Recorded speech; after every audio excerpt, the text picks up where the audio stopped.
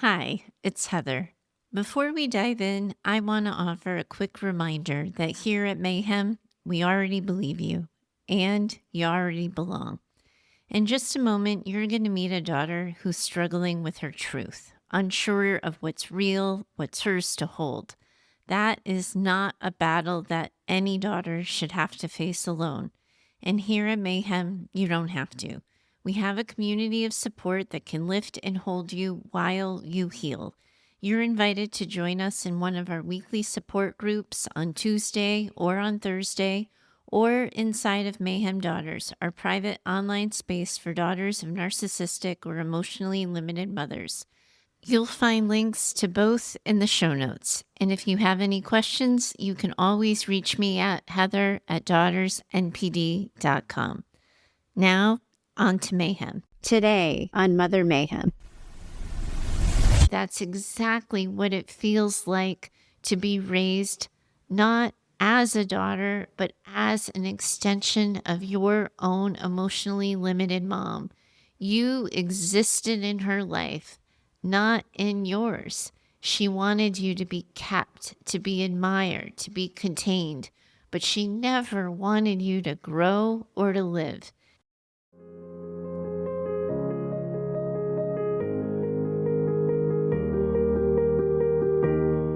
Welcome back to Mother Mayhem, the podcast for daughters of narcissistic and emotionally limited mothers. Today's daughter, Tara, well, she can tell you a lot about being the daughter of an emotionally limited mother, because her mother is nothing if not emotionally limited. Tara's story is hard. It is heavy and it's heartbreaking. And it reminds me of the struggle so many of you daughters face when trying to name what the heck was wrong with your mothers. When she did and said all kinds of messed up things, there's this desire to be able to put all of it into some kind of box, a label that makes it easier to understand. And sometimes, yes, that does help. But sometimes, man, something just reads as something that's fucked up. And when you have spent a lifetime questioning your truth, abandoning yourself, shrinking yourself to stay safe, and just calling it fucked up doesn't always make it feel real. It doesn't always make it feel true. And that is where we find Tara today. Now, Tara, before we jump into your story, I want to share with you how I came up with your name. I've actually named you after Tara Westover. She's a real person. I read her memoir, Educated, a few years ago, but she shared in her story what it was like to overcome an entire childhood filled with gaslighting. And when I read your story, well, I was reminded of hers. And I thought it might help you to know that real, live people have successfully overcome the kind of trauma that you've endured. I hold so much hope for you, Tara, and I wanted you to be able to have some for yourself. So, Tara, here's your story, and I'll find you on the other side. Dear Heather, I want to start my letter with a quick story that I think you will appreciate. I first emailed you last year and asked you for the link to your ebook. I know how busy you must be, and I hated bothering you, but I couldn't find the link in your show notes. When you wrote back, you offered the link and even apologized and said that you knew that not all the podcast apps allowed for the links to be live in the show notes. Honestly, Heather, I thought you were just being nice and didn't want me to feel bad for being dumb and not being able to find them on my own. Now I feel dumb, Tara, because some of you still can't get those links live in the show notes, like I said at the beginning of the show. But I promise you, I am working on a whole new website where links will be live and everyone will get a link. You can have a link and you can have a link. But anyway, I digress. Back to your letter. Here we go. Then I was listening to another podcast episode, and you said it again to everyone that you know that the links in the show notes aren't always live for everyone. And I'm embarrassed by how much that stopped me in my tracks. I wasn't dumb. It wasn't just me having a problem, and you didn't just say that to be so nice. It is so clear to me that I am just so used to believing that I am the problem, that something is wrong with me.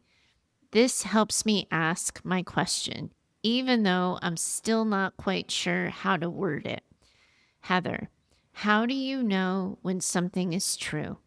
How do we learn when something we think, feel, or experience is true? And how can we come to tell when someone else is telling us the truth? I'm not even sure I'm making sense, so let me tell you my story.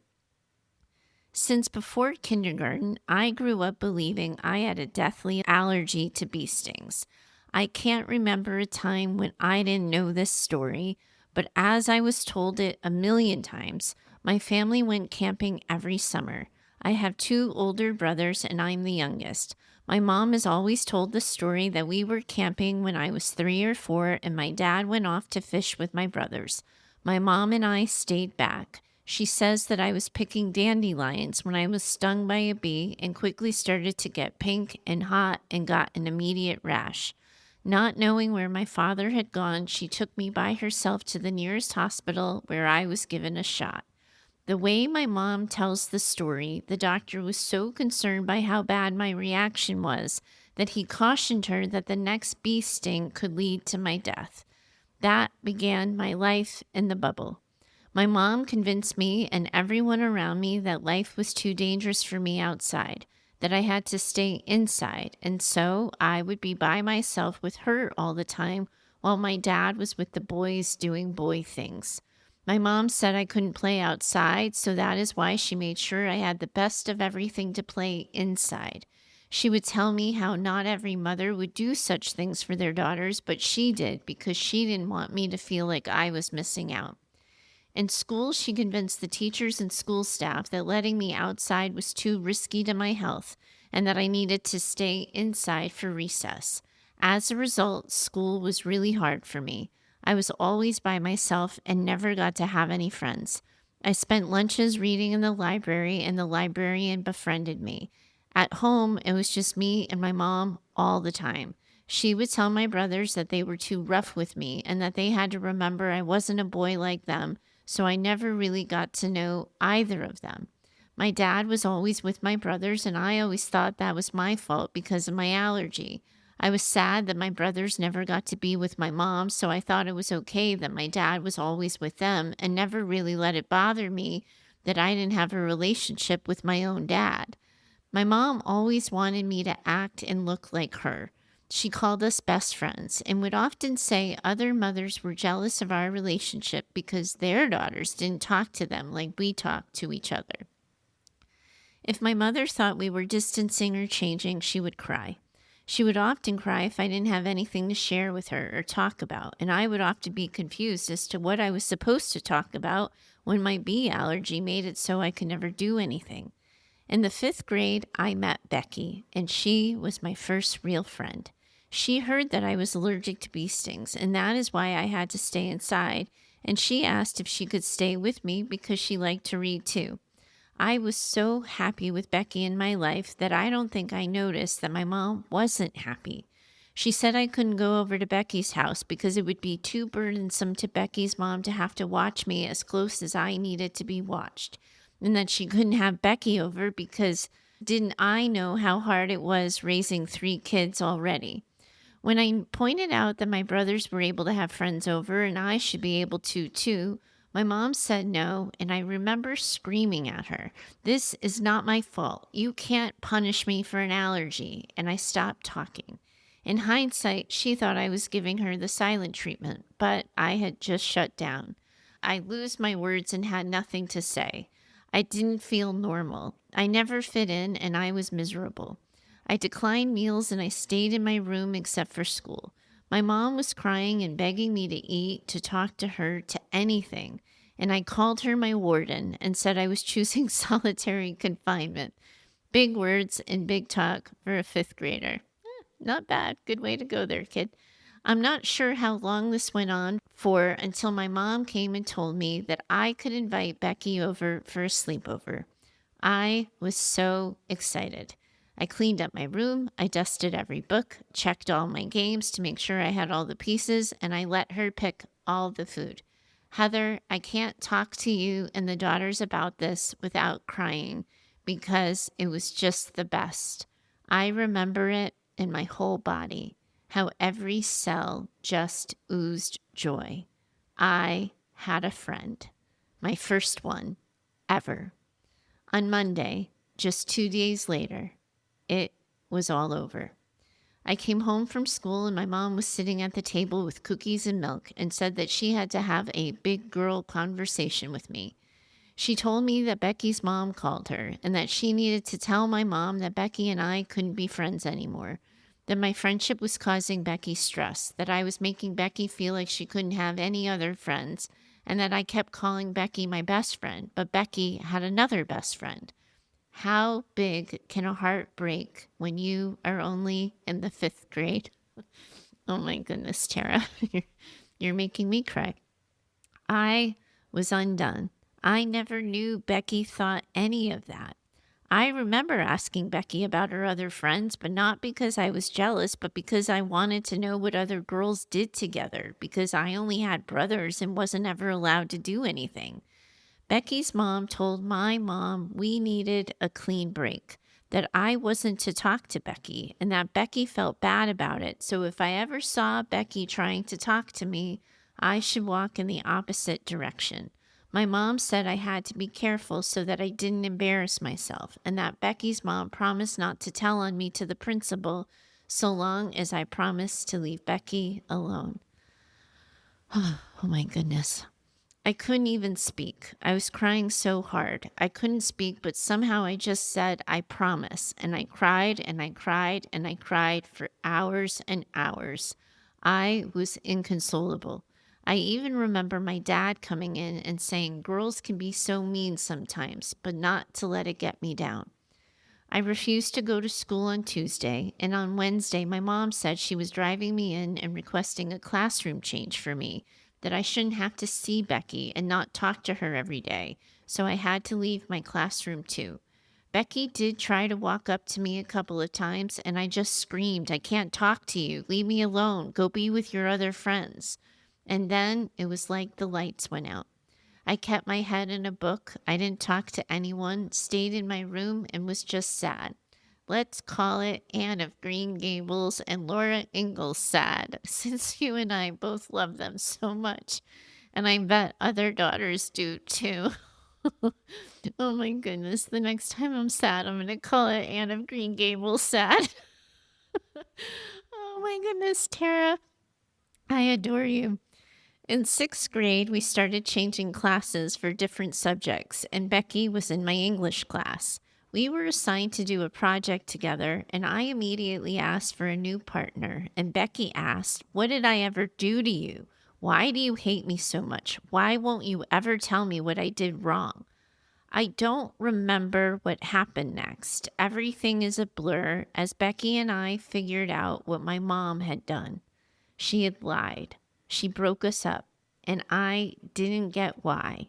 And it was Becky who said, I think she wants you all to herself. That's why she doesn't let you be outside with the other kids, because other kids have bee allergies at school, and they get to go outside. I guess, Heather, that is the day I figured out I was a daughter. I confronted my mom, and of course she lied. She became histrionic with all kinds of doctor's appointments, and she always needed me to take care of her. Now, I'm not in the 6th grade anymore. Relationships and connections are still really hard for me. Trust is impossible. I don't trust other people, and I certainly don't trust myself, and I'm always wondering what is true and what I can believe. You talk about chronic dysregulation on the show sometimes, and I relate. I am always scanning, trying to figure out what is real. I believed my mom's lies for way too long, and then when I stopped believing them, life was still hard because I had to cater to them, or everything would just get so much worse for me. I feel like I don't know my own mind. I'm so lonely and also so scared of connection and of betrayal. I live inside my books and television shows, and I wander the woods for hours when I'm by myself. I thought I was getting a handle on it until at a routine doctor's appointment, my doctor wanted me to get allergy testing, to be retested for my bee sting allergy for the EpiPen. And Heather, I came back negative. Now, I will never know if I just outgrew it or if my mom lied about that too. My whole life, Heather. She lied about my whole life, didn't she? She wanted me in a box like a porcelain doll, only to be seen, to be quiet, never lived or played with. My whole life, Heather, my whole life. How do I move forward? What's real? What's true? How do I proceed? What now? Oh, okay. Tara, you are in a community of women who are feeling all of this with you. I promise you, we've got you. I am so deeply, incredibly sorry that this is your story and that this is what you're living with. And I really feel your battle with yourself to understand what's true, what's real, and what you can even count on. I understand this struggle, and I am really, really hoping that in our conversation today that I'll be able to help you understand it too. If we can help you understand yourself just a little bit more, we'll be able to help you figure out a way to give yourself some grace. We can create some new ways of understanding yourself, and I believe that can help you feel like you know a little bit more of your own mind, that you can come to trust yourself. Your childhood was filled with tension, and you were held back and locked inside your mom's narrative for decades, so many years. You were a hostage to her story, to her narrative, to her version of events. And I want you to know right away, we believe you. We so believe you. And we are going to work today to help you believe you too. I just want to see if I can lay this all out a little bit for you and set the table. I want to offer you a frame for how I'm thinking about it, but I also, when I do this, sometimes it kind of runs the risk of oversimplifying things, and I don't want to oversimplify anything. I'm just really trying to help you see and help you organize this really big and confusing pile you're dealing with into something that feels a little bit more manageable. Tara, you were kept small, isolated, and so incredibly emotionally enmeshed by your mom. And she ended up framing all of this as protection and as love. And that is why this is so painful and so crazy confusing.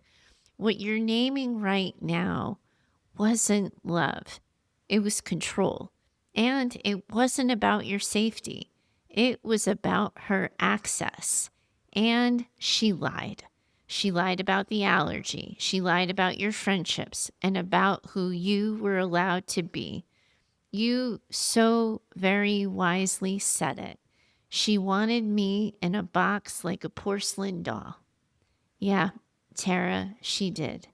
And I imagine too, that's exactly what it feels like to be raised not as a daughter, but as an extension of your own emotionally limited mom.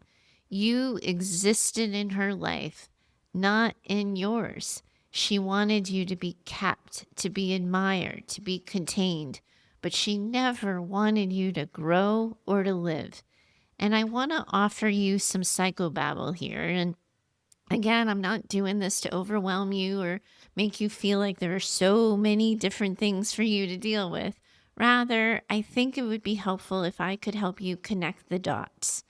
Daughters who were raised like you and who report feeling disconnected from themselves as you do can often feel fragmented and separated from themselves.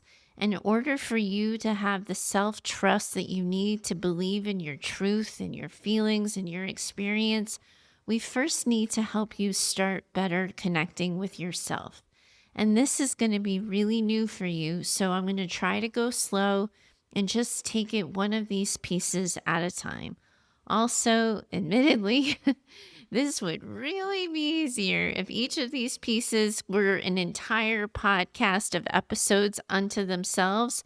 But I also want to spare you another episode where I land us in the weeds.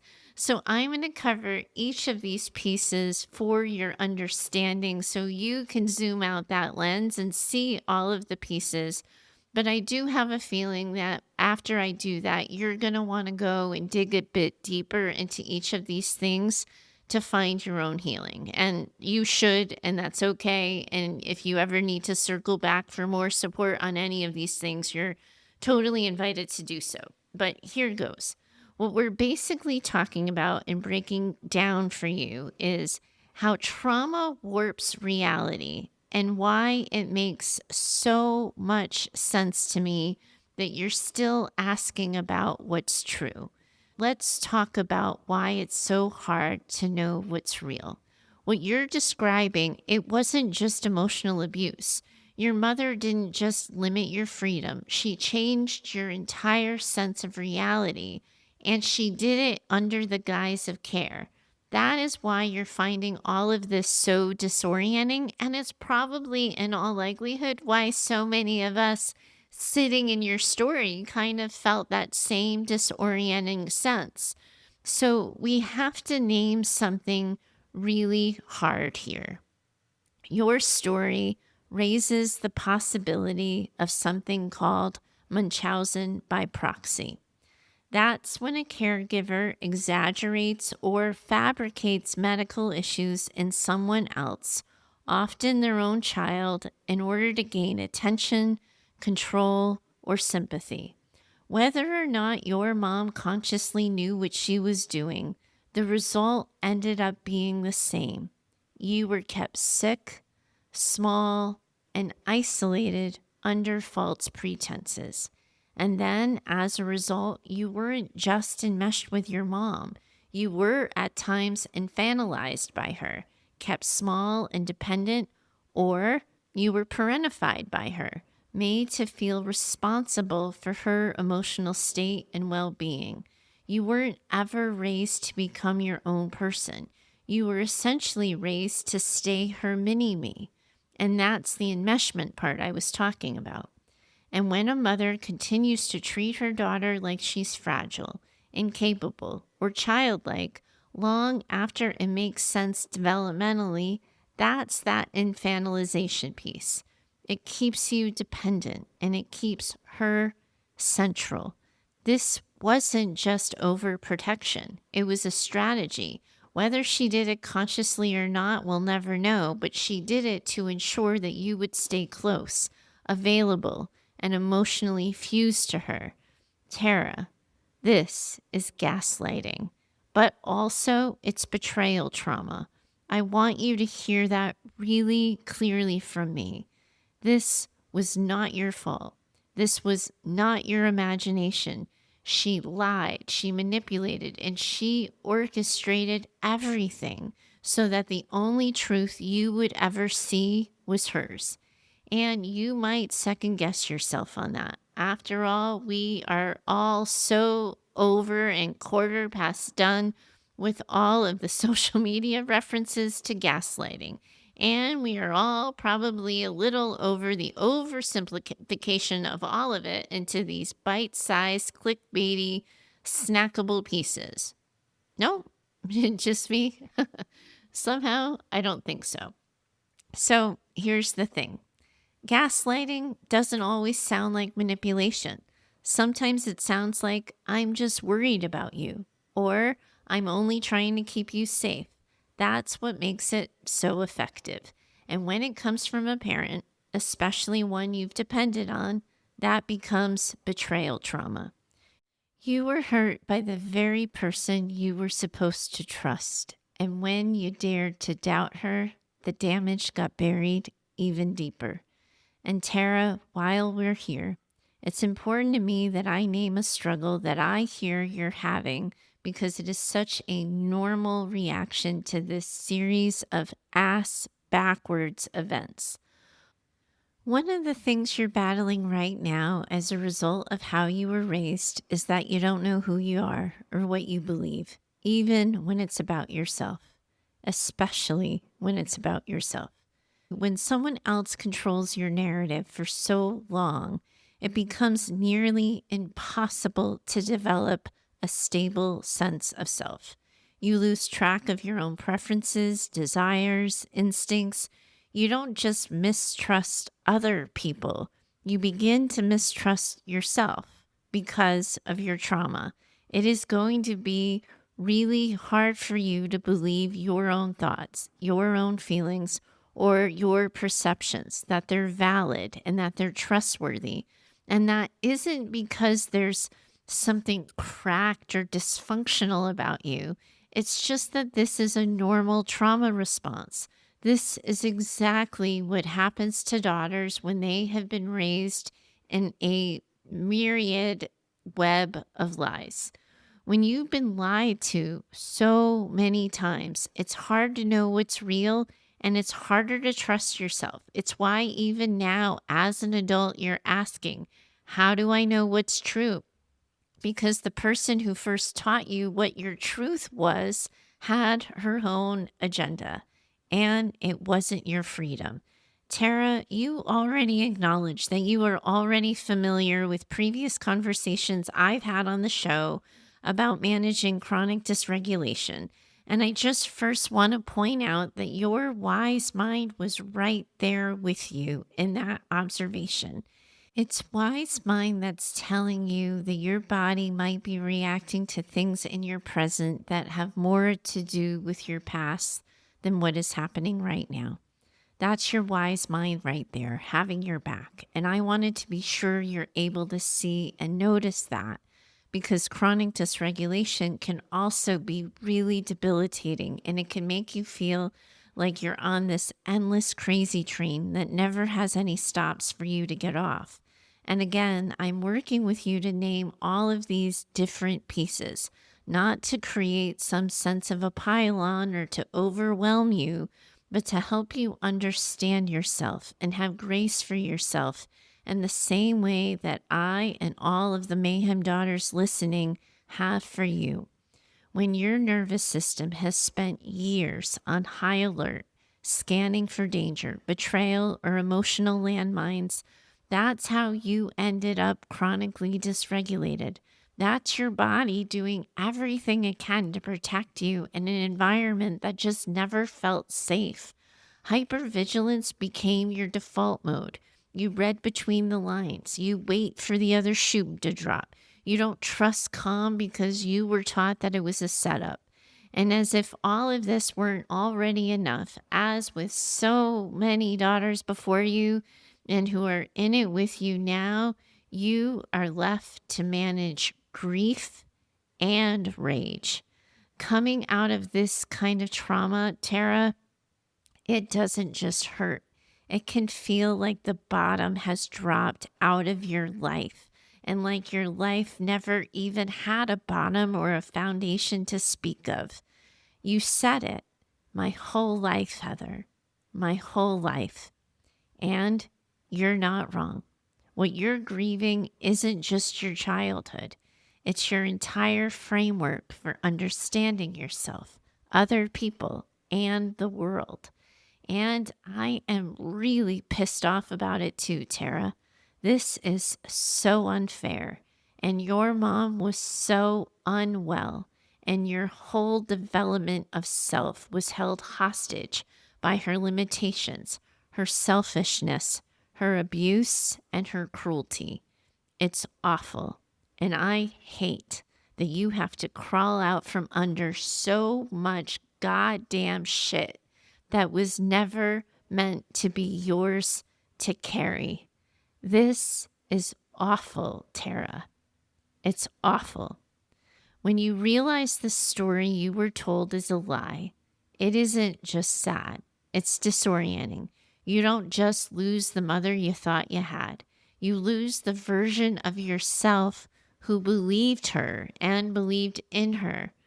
And I have to be really clear here. Tara, you are allowed to grieve the childhood you were denied, and you get to be so fucking mad that you have to. Tara, I also want to talk right now about something that's really important. How do you even begin to move forward? Not in a get over it kind of way, not in a healing is linear and tidy kind of way, but in a I don't know what the fuck I'm doing, but I might as well try something kind of way. Because the truth is, you're already doing it. This letter is you doing it. You wrote in, you told your truth out loud. That is more than a movement or a single stretch.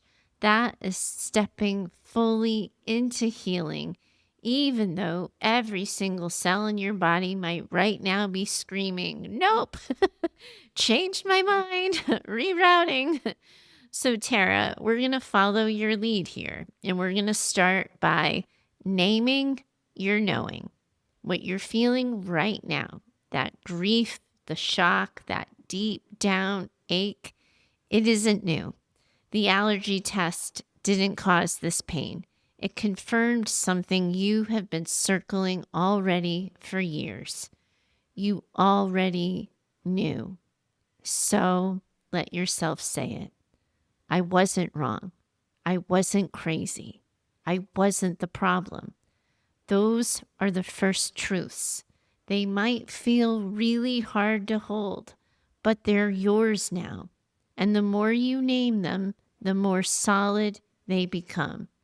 Then we work on present tense truth telling. You don't have to have all of the answers.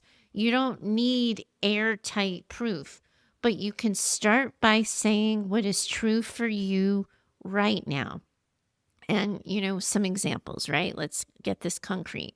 I feel confused, but I know what happened didn't feel good. I don't have all the facts, but I know I was isolated. I can't explain everything, but I know what it felt like. Speaking from the present tense can help anchor you into your body, into your reality. It is a gentle way of saying, I trust what I experienced. It's saying, I believe me. And if you can't say it out loud yet, start by writing it down. Whisper it. Think it in the woods if you have to.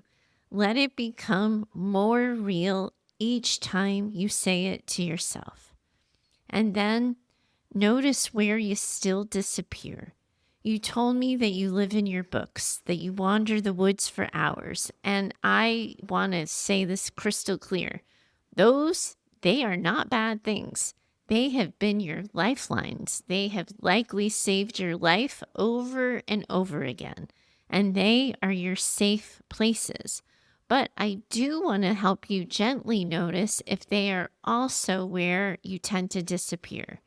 If there's one place, one moment where you can just stretch a little bit closer to being present, maybe it's keeping your eyes up when you're at the store instead of avoiding eye contact. Maybe it's feeling your feet on the ground when you walk in the woods rather than disappearing into the fantasy. Maybe it's saying literally to yourself, I'm here. Even if no one else hears you say it. We want to help you find your way towards what's next with these tiny little micro movements of being present inside your own life, because that's what's going to help you build safety inside of yourself. Right now, your question, Tara, isn't how do I trust other people? The question is, how do I stay with myself when I feel scared or unsure? Because that right there is the muscle. That is the practice. You don't have to leap towards trust or joy or connection. You just have to notice when you start to leave yourself and choose to stay a moment longer. That's how we help you rebuild safety. And that's how we help you begin. Sometimes people like to say that's how we help you begin again. But in your case and in your life, Tara, there is no beginning the first time. We're helping you begin, or we're helping you continue.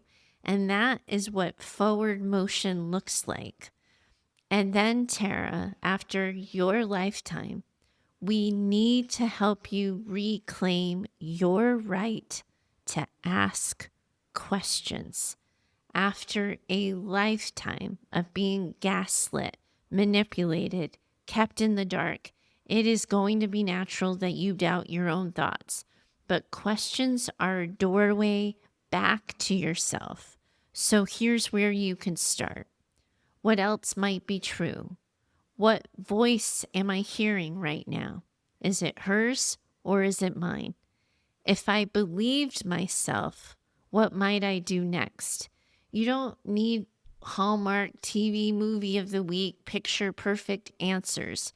You just need to start giving yourself permission to ask the questions. That is where you will start to find your power in your ability to ask the question, because that means your voice matters again. Then we start making one good, nourishing, for lack of a better word, choice a day. When trust is shattered, decision making starts to feel impossible. So we're not going to have you making these big sweeping changes. We're just going to help you practice making one small choice that feels like it's entirely for you. So maybe it's eating when you're hungry, even if no one else is. Turning off a TV show that's too loud for your nervous system. Going outside for a breath of fresh air, even if it doesn't feel productive to do so. It's about making one choice, one moment of self-trust and self-loyalty. That is how self-trust grows. Then we're going to get super literal and we're going to get really crazy concrete. I want to encourage you to start a list called What I Know Now. When truth has been twisted for so entirely long, it helps to externalize it, to get it outside of yourself. So I want you to create a literal list, What I Know Now. And we're going to include things like I was isolated. My needs were called burdens. I was told love had to be earned, but I know now that that isn't true. This list becomes your compass. When doubt creeps in, then you get to come back to your own words. Then, Tara, we get to work with you with something I call inside the Mayhem Daughters community, learning to hold joy. Sometimes we wait until we're fully healed to let anything good in, but healing needs glimmers. So when you laugh unexpectedly, when a line in a book moves you, when the light filters through the trees in just the most perfect way, don't rush past it. Notice it, put a stamp on it. I sometimes call it looking for the green lights, and I might even challenge you to start counting them. Pause, take it in, and let it matter. Put a stamp on it, even if it's just for a second. That second counts. It reminds your body that your life is capable of and has the capacity to hold more than just your pain. Then, just like you did in this letter, Tara, we are going to work with you to speak out loud what was never witnessed. There are some truths of yours that never got to be spoken out loud. I know you didn't say everything here. And even if no one else is there to hear what you have to say, you can bear witness to yourself.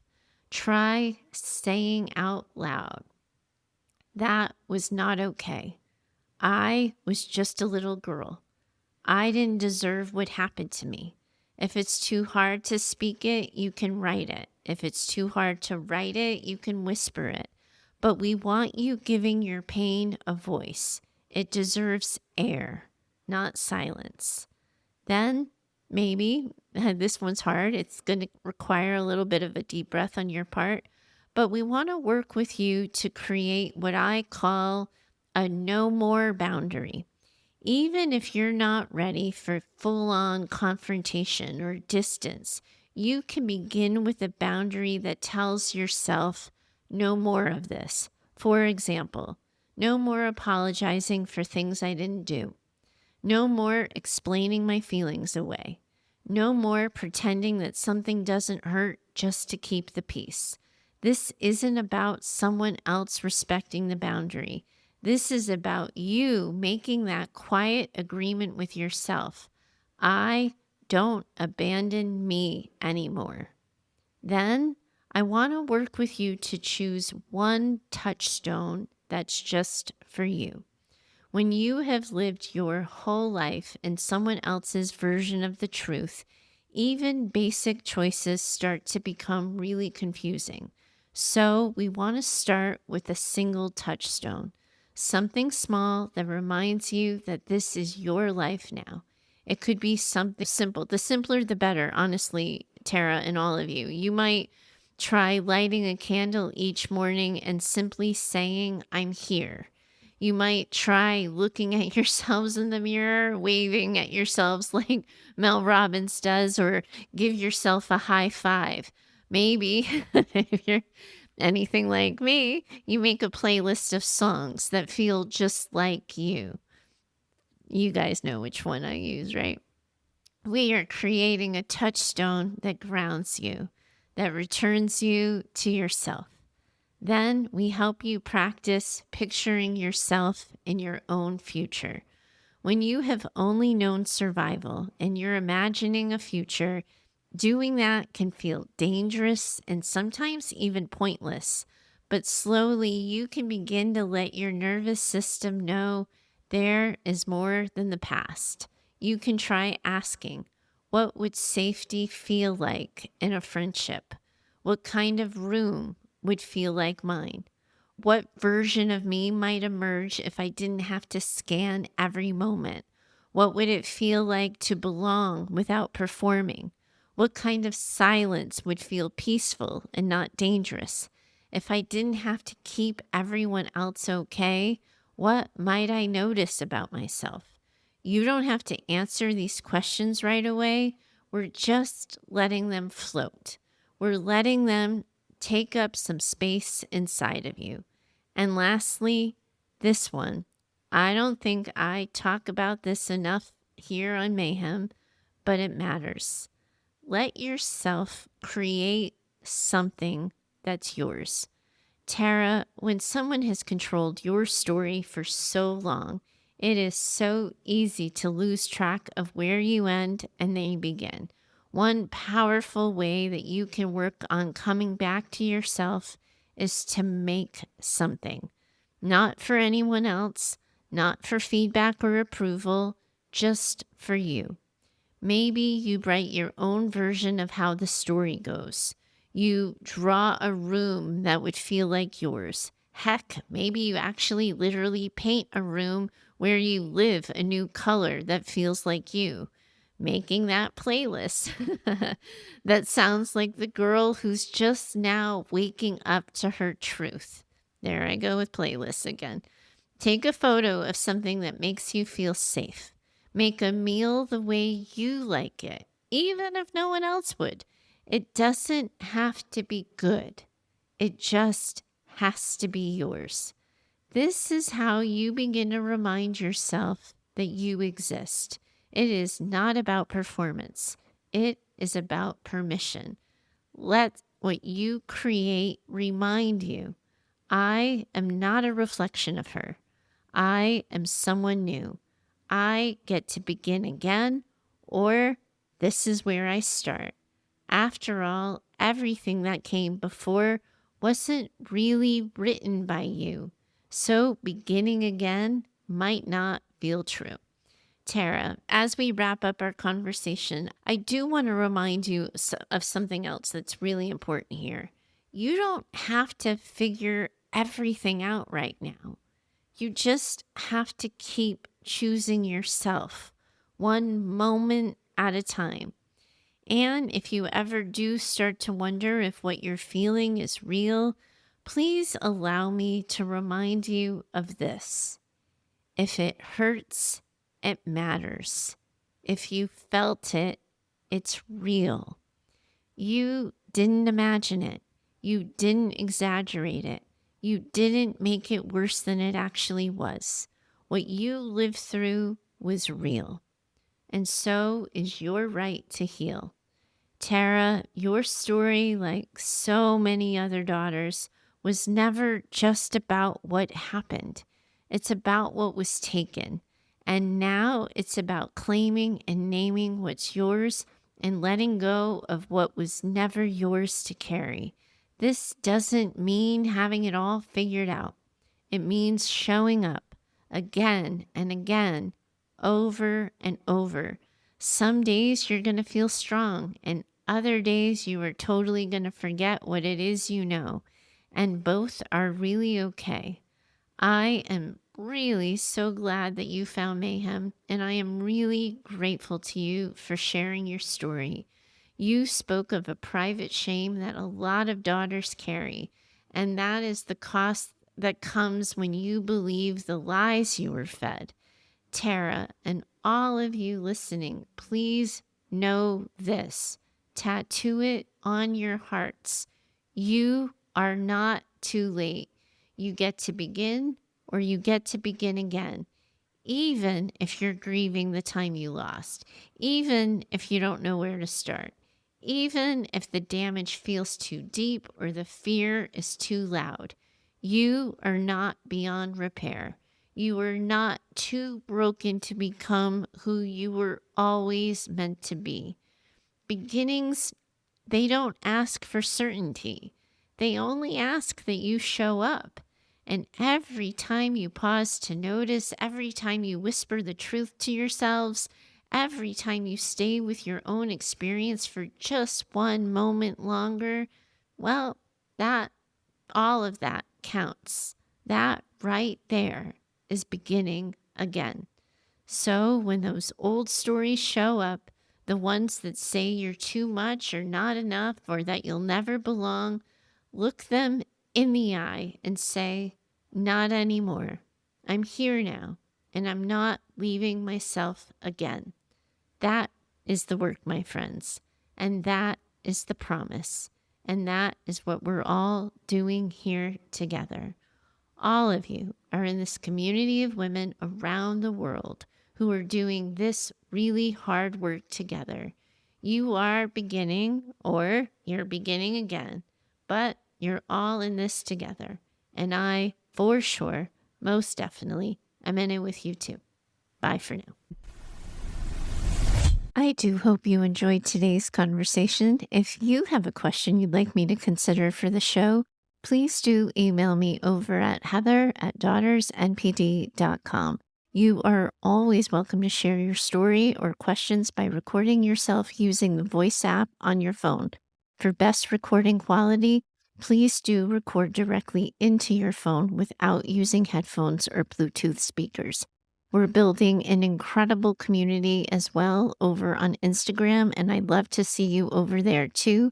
You can find us at Daughters NPD.